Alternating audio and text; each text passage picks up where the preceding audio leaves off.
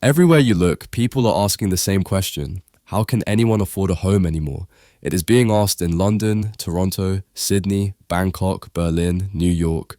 Different countries, different governments, different cultures, same outcome. Housing is becoming unaffordable almost everywhere at the same time.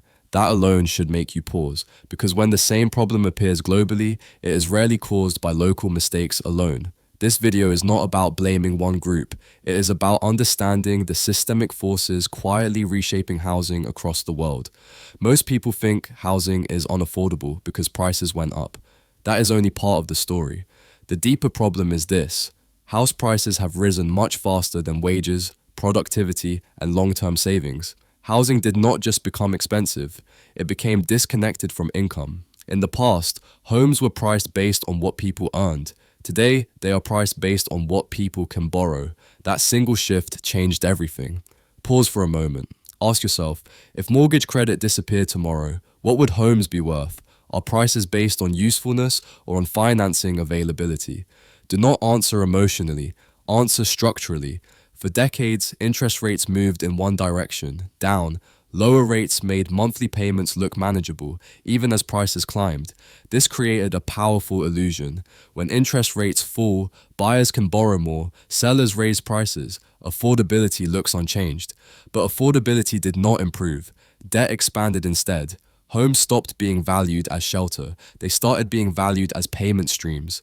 The question shifted from, how much is this house worth? To, how much debt can this support? Once pricing resets this way, it rarely reverses easily. Think about this carefully. When you hear housing affordability, do you think price, monthly payment, interest rate?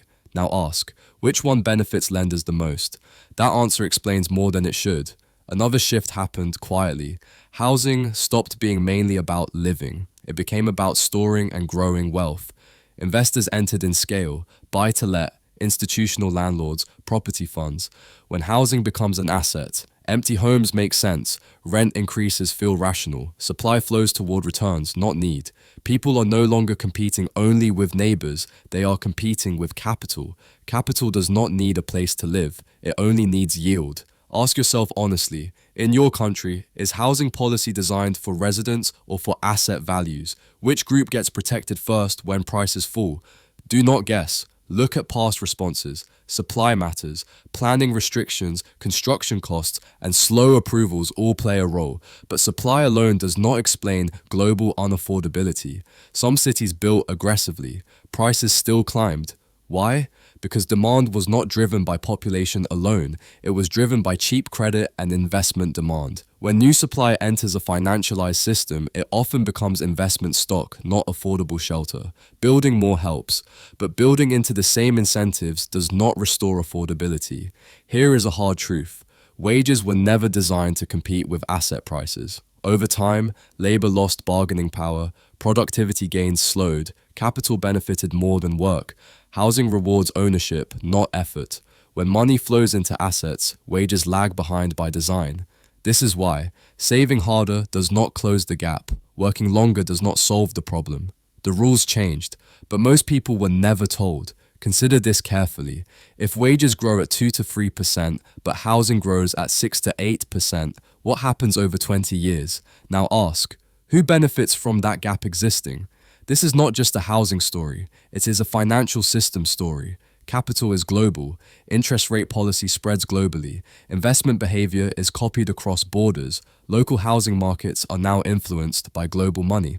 That is why the same patterns appear in different countries, the same frustrations repeat across generations. Housing did not fail locally. It was absorbed into a global financial system that rewards scarcity, leverage, and ownership. The real question is not, when will house prices fall? The real question is, what role is housing supposed to play in this system? Is it shelter, investment, retirement plan, wealth storage? Because it cannot serve all four equally. Until that question is answered honestly, affordability will remain out of reach for many. Housing is not broken by accident. It is working exactly as the system rewards it. Understanding this does not fix the problem overnight. It does not make homes cheaper tomorrow. But it changes how you think, what you expect, how you plan, where you take risk. And once you see that, you stop asking the wrong questions. You start preparing differently.